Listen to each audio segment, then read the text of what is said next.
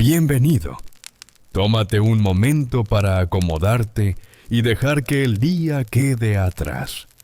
Esta noche viajaremos a un tiempo tan antiguo que aún no existían los nombres ni las fronteras. Un tiempo en el que el mundo comenzaba a pensarse a sí mismo. A través de historias que nacieron junto a un gran río y bajo un cielo lleno de estrellas, iremos siguiendo un hilo antiguo, tejido con dioses, ciclos y silencios. No hay prisa, solo palabras que avanzan despacio, como el agua que regresa siempre a su cauce. Cuando estés listo, dejemos que la historia empiece. Antes de que hubiera cielo, antes de que la tierra conociera su forma, antes incluso de que el tiempo aprendiera a avanzar. Los antiguos egipcios imaginaron el principio de todo como un silencio profundo, denso y sin límites. No era oscuridad en el sentido humano, ni vacío en el sentido moderno. Era el Nun, el océano primordial, infinito e inmóvil. Una extensión de aguas eternas donde nada había comenzado todavía y nada podía terminar. El Nun no era un lugar, ni un dios con voluntad clara. Era más bien un estado de existencia latente, una promesa no pronunciada. En ese océano sin orillas dormía la posibilidad de todo lo que sería. Los egipcios no pensaban el origen como una explosión, ni como un acto violento, sino como un despertar lento, casi imperceptible, como cuando la conciencia emerge suavemente del sueño.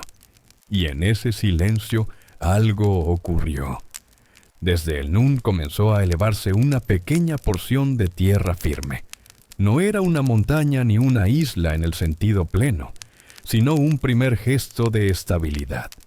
Ese primer montículo fue llamado el Benben, y sobre él apareció la primera conciencia creadora. Atum. Atum no fue creado por nadie. Surgió por sí mismo, completo, autosuficiente, conteniendo en su interior todas las formas posibles. En algunos textos se dice que Atum se creó a sí mismo mediante el pensamiento. En otros, mediante un acto corporal simbólico. Estas versiones no se contradicen para la mentalidad egipcia. Ambas expresan la misma idea profunda de autogeneración, de totalidad contenida en la unidad. Atum era el uno que era todos. Al posarse sobre el Benben, Atum contempló el Nun que lo rodeaba. No había aún separación entre arriba y abajo, ni entre luz y sombra. Entonces decidió iniciar el orden no como imposición, sino como equilibrio. De sí mismo engendró a dos nuevas fuerzas fundamentales: Shu, el aire, y Tefnut, la humedad. Shu y Tefnut no eran simples elementos, eran principios vitales, el espacio que permite respirar y la humedad que permite vivir. Con ellos comenzó el tejido invisible del mundo. Del encuentro entre Shu y Tefnut nacieron Geb, la tierra fértil, y Nut, el cielo estrellado. Al principio, Geb y Nut permanecían abrazados sin separación, y el mundo no tenía espacio para desplegarse. Fue Shu quien, con suavidad y firmeza, los separó. Al elevar a Nut y dejar a Geb abajo, nació el cielo arqueado sobre la tierra. Entre ambos apareció el espacio donde la vida podría existir. Este gesto no fue violento, fue necesario. Los egipcios veían en esta separación el primer acto de equilibrio cósmico. Nut se convirtió en el cielo que cada noche devora al sol y cada mañana lo vuelve a parir. Su cuerpo se cubrió de estrellas, y su risa silenciosa se reflejó en el ritmo eterno del día y la noche. De la unión ya distante entre Geb y Nut nacieron 5 hijos, durante 5 días añadidos al calendario original, un regalo robado al tiempo mismo. Estos hijos serían el corazón de los mitos egipcios. las fuerzas que encarnarían la vida, la muerte, el orden y el caos. Nacieron Osiris, Isis, Set, Neftis, y en algunas tradiciones también Horus, el Viejo. Pero aún no era tiempo de conflictos ni de reinados. El mundo estaba naciendo lentamente, como una respiración profunda que apenas comienza. Osiris traería la fertilidad y el orden social. Isis, la sabiduría, la palabra justa y la magia que sostiene el cosmos. Set encarnaría la fuerza indómita del desierto y la ruptura necesaria. Neftis custodiaría los límites, lo invisible, lo que acompaña en silencio. Nada de esto era aún tragedia. Todo era potencial. Los egipcios comprendían que el universo no había sido creado una sola vez, sino que se recreaba cada día. El sol que surgiría más tarde, el Nilo que aún no fluía, las estrellas que Nut sostenía, todo debía renovarse constantemente para no volver al Nun. Y así, en ese equilibrio frágil y hermoso, comenzó la historia del mundo. Una historia que no avanzaba hacia un final definitivo, sino que giraba, respiraba y se repetía, como las aguas del Nilo, como el latido lento del corazón humano al caer la noche. Con el mundo ya separado en cielo y tierra, con el aire sosteniendo el espacio entre ambos y el tiempo, aprendiendo a avanzar con pasos lentos, llegó el momento del primer reinado. Entre los hijos de Geb y Nut, fue Osiris quien asumió la tarea de gobernar el mundo. No lo hizo como un conquistador, ni como un señor distante. Osiris reinaba enseñando. Allí donde caminaba, la tierra se volvía fértil. Allí donde hablaba, los hombres aprendían a sembrar, a medir el tiempo, a respetar los ciclos que sostienen la vida. Bajo su gobierno, la humanidad dejó de vagar sin rumbo. Aprendió a cultivar el trigo, a organizarse en comunidades, a vivir de acuerdo con el ritmo del río y las estaciones. Osiris representaba el orden vivo, el equilibrio que no oprime, sino que nutre. A su lado estaba Isis, su esposa y su igual. Isis no gobernaba desde el trono, sino desde la comprensión profunda de las cosas. Conocía los nombres secretos, las palabras que unen lo roto, la magia que no busca dominar, sino restaurar. Juntos formaban una imagen ideal de armonía, el poder sostenido por la sabiduría. Pero no todos los dioses habitaban ese equilibrio con la misma calma. En los márgenes del mundo fértil, donde el verde se disuelve en arena, vivía Set. Set no era maldad pura, como a veces se ha interpretado desde miradas posteriores. Era la fuerza del desierto, la tormenta, lo imprevisible, necesario, pero peligroso cuando rompe sus límites. Set observaba el reinado de Osiris con inquietud. Donde Osiris traía orden, Set veía restricción. Donde había ciclos estables, él sentía asfixia. Poco a poco, ese descontento se transformó en resentimiento. La traición no llegó de golpe, maduró en silencio. Set ideó un plan paciente. Mandó fabricar un hermoso cofre, medido exactamente para el cuerpo de Osiris. Durante un banquete, entre risas y música, Set propuso un juego. Aquel cuyo cuerpo encajara perfectamente en el cofre podría quedárselo. Uno a uno, los invitados lo intentaron sin éxito. Cuando Osiris se recostó dentro, el cofre cerró de inmediato. Set lo selló, lo aseguró y lo arrojó al río. El cuerpo de Osiris fue llevado por las aguas, alejándose lentamente del mundo que había gobernado. Con este acto no solo murió un rey, el orden mismo quedó herido. La tierra sintió la ausencia, los campos se volvieron estériles y el equilibrio comenzó a resquebrajarse. Isis no gritó, no reclamó venganza inmediata. Buscó. Recorrió el mundo siguiendo el rastro del cuerpo de su esposo. Preguntó al viento, al agua, a los hombres y a los dioses. Su búsqueda fue larga y silenciosa, marcada por la perseverancia. Finalmente, encontró el cofre y recuperó el cuerpo de Osiris. Pero la historia aún no había terminado. Seth, al descubrirlo, despedazó el cuerpo de Osiris y dispersó sus fragmentos por toda la tierra. De nuevo, Isis emprendió el camino. Con la ayuda de Neftis, hermana silenciosa y protectora, reunió cada parte, una por una, recorriendo Egipto entero. Gracias a su magia, Isis logró devolverle la integridad al cuerpo de Osiris, aunque no la vida plena del mundo de los vivos. Osiris no regresó para reinar entre los hombres. Descendió a un nuevo dominio, convirtiéndose en señor del más allá, guardián del ciclo eterno de muerte y renacimiento. De esa unión breve y milagrosa nació un hijo, Horus. Horus creció oculto, protegido por su madre en los pantanos del delta. Mientras tanto, Seth ocupó el trono, y el mundo quedó suspendido entre el orden perdido y el caos dominante. La historia ya no era solo de creación, ahora hablaba de pérdida, de resistencia, y de la certeza de que el equilibrio, cuando se rompe, siempre busca una forma de regresar.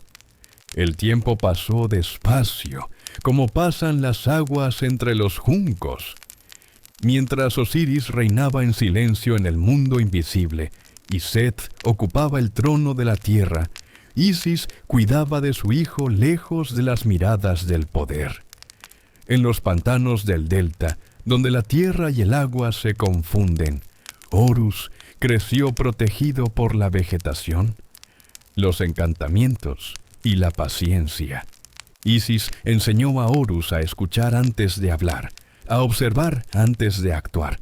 Le habló del orden perdido y del equilibrio que debía ser restaurado, no por venganza, sino por justicia. ¿Por qué?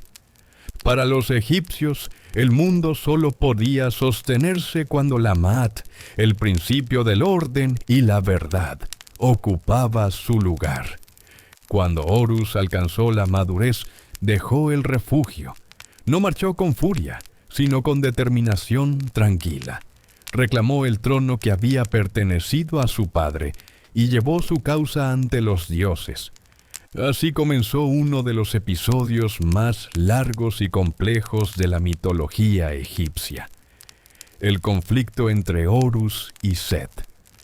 No fue una sola batalla, ni una guerra constante. Fue una sucesión de desafíos, disputas y pruebas que se extendieron durante años. En algunos relatos luchan transformados en animales. En otros compiten en carreras, juicios o duelos simbólicos. Cada enfrentamiento mostraba no solo la fuerza física, sino la naturaleza profunda de ambos. Seth representaba la potencia bruta, la tormenta imprevisible, la ruptura sin medida. Horus, en cambio, encarnaba el orden renovado, la continuidad legítima, la realeza que nace del equilibrio. En uno de estos enfrentamientos, Horus perdió un ojo. En otro, Seth sufrió una herida que marcó su derrota moral. El ojo perdido de Horus no quedó en el olvido. Fue restaurado gracias a la intervención de Thoth, señor de la escritura, el conocimiento y el tiempo medido. El ojo de Horus se convirtió en símbolo de sanación, de totalidad recuperada, de aquello que puede recomponerse incluso después de haber sido dañado. Ante la duración del conflicto, los dioses se reunieron para decidir. La Eneada, el consejo divino, escuchó argumentos, observó pruebas y meditó largamente. No era una decisión sencilla. Seth, aunque destructivo, cumplía una función necesaria en el cosmos. Horus, aunque legítimo, aún debía demostrar su capacidad para gobernar. Finalmente, el juicio se inclinó. Horus fue reconocido como el heredero legítimo del trono. Seth no fue destruido ni expulsado por completo.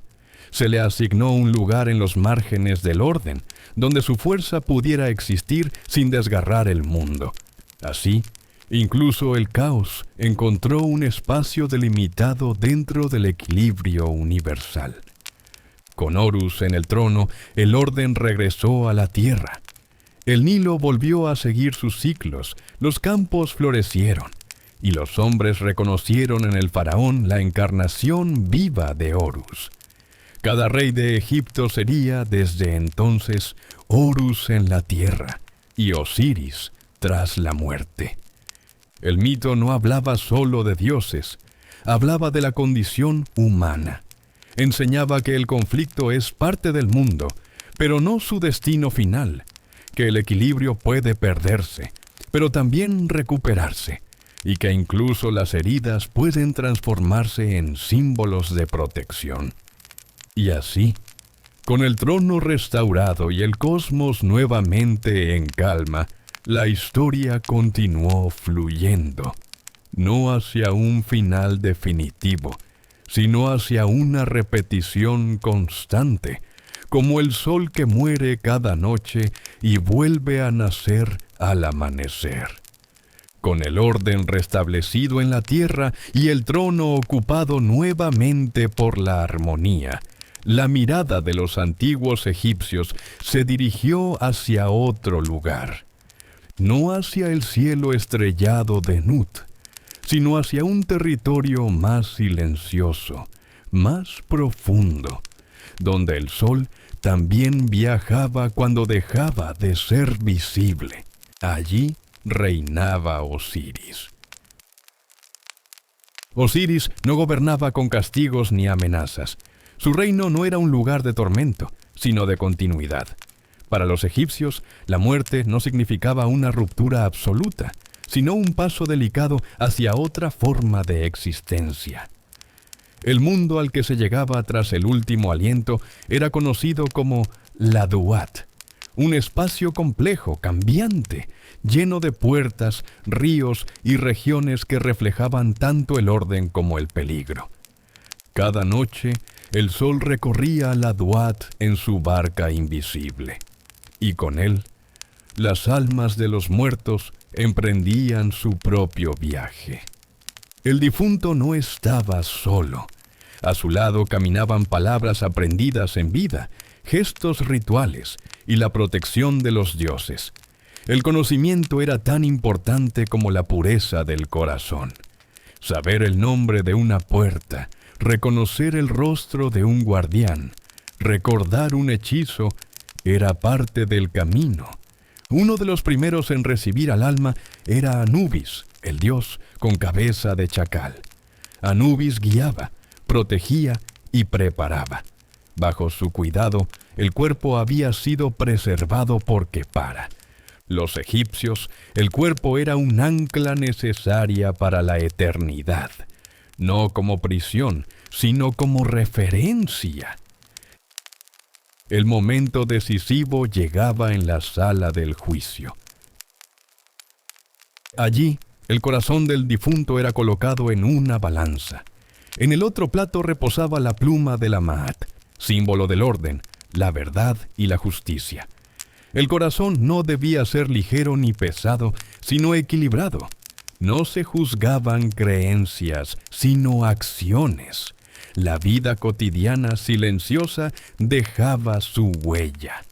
Si el corazón fallaba, era devorado por Amit, una criatura formada por partes de león, cocodrilo e hipopótamo. No había castigo eterno, solo el fin de la continuidad, la disolución del ser. Pero si el corazón se mantenía en equilibrio, el alma podía avanzar. Ante el trono de Osiris, acompañado por Isis y Neftis, el difunto era reconocido como justificado. Desde ese momento, podía acceder a los campos de juncos, una versión idealizada y serena del mundo conocido. Allí, el Nilo fluía eternamente, los campos eran fértiles y el trabajo existía, pero sin agotamiento ni dolor. La eternidad egipcia no era inmovilidad, era permanencia dentro del orden. Por eso los vivos cuidaban tanto los rituales, las tumbas, las palabras escritas en los muros y los papiros. No eran gestos de miedo, sino de continuidad. Recordar a los muertos era ayudarlos a seguir siendo. Nombrarlos era mantenerlos presentes. Osiris, el dios que había sido asesinado, desmembrado y recompuesto, se convirtió así en el gran maestro de la transformación. Su propia historia enseñaba que nada se pierde del todo, que incluso lo roto puede encontrar una nueva forma de existir. Y mientras las almas recorrían la Duat, mientras el sol vencía cada noche a la oscuridad, el mundo de los vivos seguía girando. Pero los dioses no permanecieron siempre tan cerca. Con el equilibrio restaurado en la tierra y el más allá organizado bajo el trono de Osiris, el universo egipcio siguió girando al ritmo de un viajero incansable. Ese viajero era el sol. Para los egipcios, el sol no era solo una luz en el cielo, sino una conciencia en movimiento. Durante el día iluminaba el mundo visible. Durante la noche descendía a la Duat para repetir el mismo combate una y otra vez. Este sol era Ra, el anciano creador que cada amanecer renovaba la creación. Ra viajaba en su barca solar, cruzando el cielo de Nut durante el día y navegando las aguas oscuras del más allá durante la noche. En ese trayecto nocturno enfrentaba siempre a la misma amenaza: Apophis, la fuerza del caos primordial que intentaba devolver el mundo al Nun. Este combate no tenía un desenlace definitivo. Ra vencía cada noche, pero Apophis regresaba. Así entendían los egipcios el universo. El orden no elimina el caos, solo lo mantiene a raya. La creación debía defenderse constantemente, con la ayuda de los dioses, y también de los hombres, a través de rituales, oraciones y memoria. Con el paso del tiempo, Ra comenzó a transformarse, no porque perdiera poder, sino porque el mundo cambiaba.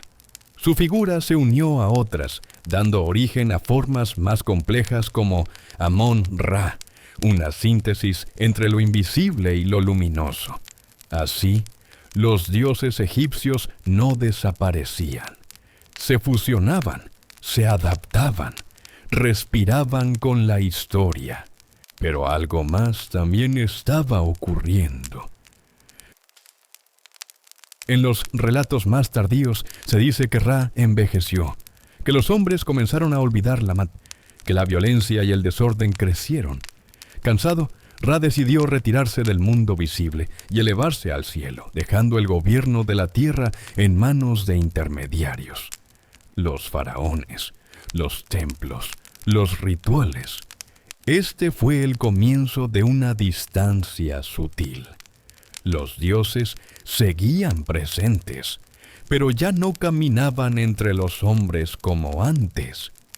Egipto entró entonces en una era de repetición ritual.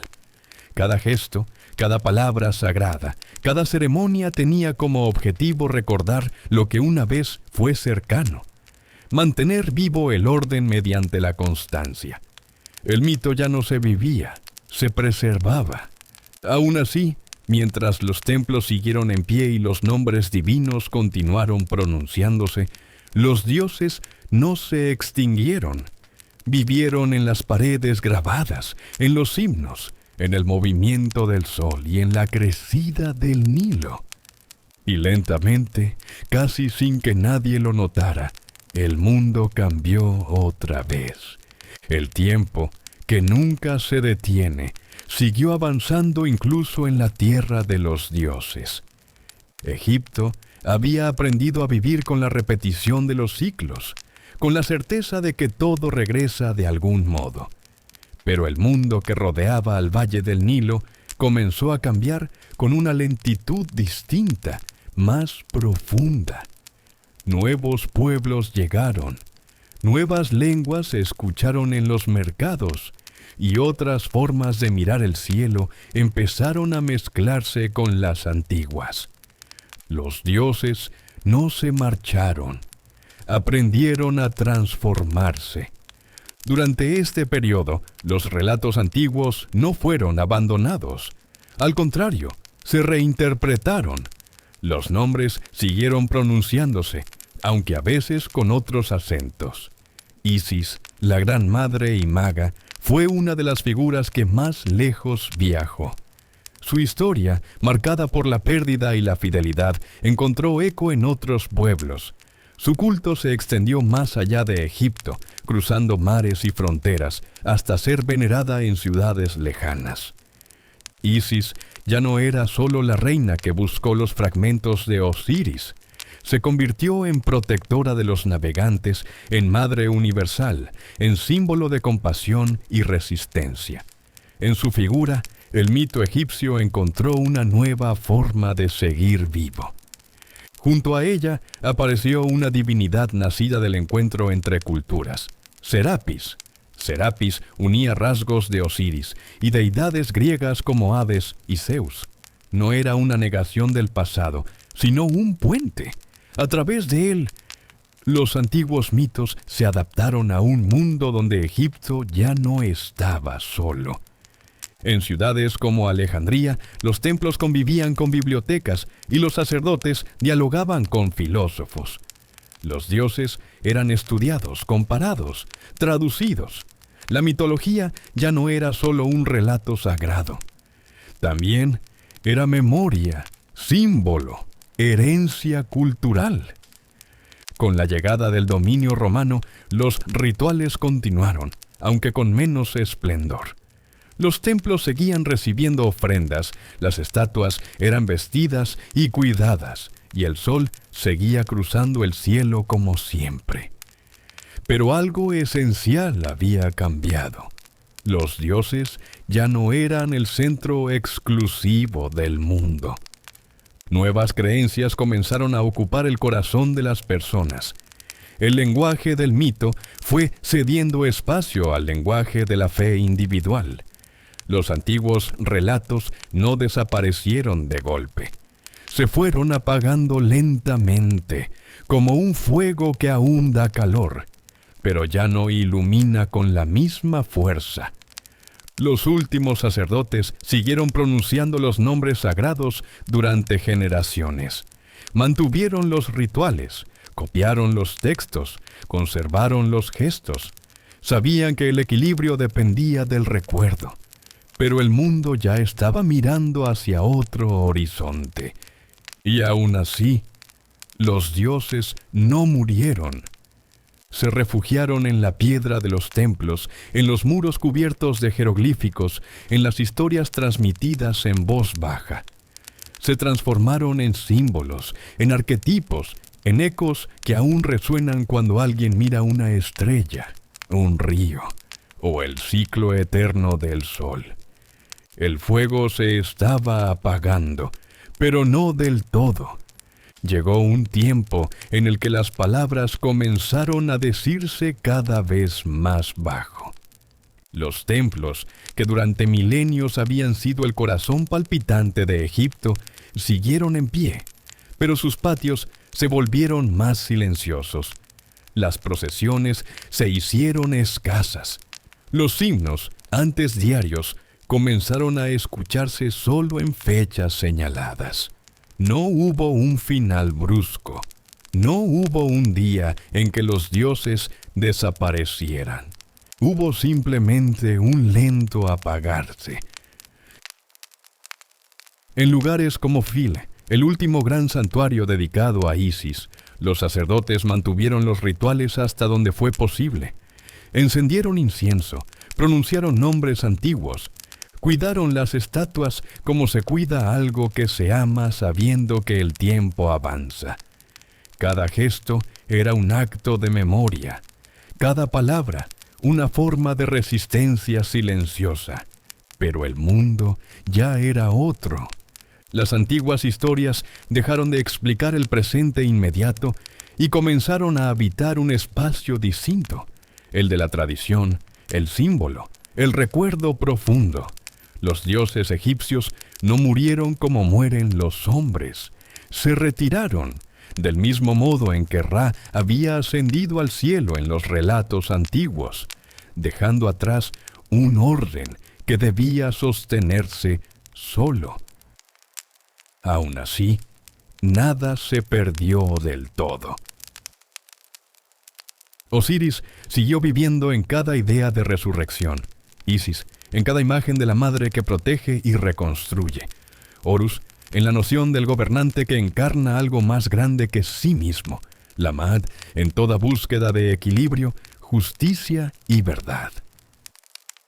Incluso el Nun permaneció, como permanece el silencio bajo todas las cosas. La mitología egipcia no fue un conjunto de fábulas olvidadas. Fue una forma de mirar el mundo durante miles de años. Enseñó que el orden es frágil y debe cuidarse, que la vida y la muerte no son enemigas, que todo lo que existe participa de un ciclo más amplio, más lento, más profundo que cualquier existencia individual.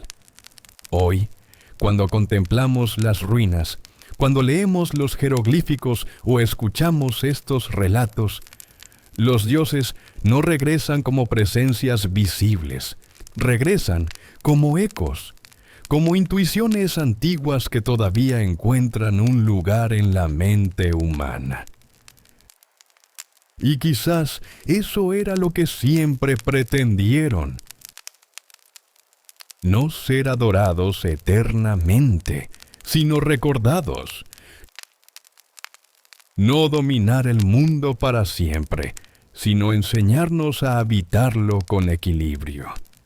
Ahora, mientras el día termina y el pensamiento se vuelve más lento, podemos dejar que estas historias reposen, como el sol que se oculta sin desaparecer, como el río que sigue fluyendo en la oscuridad.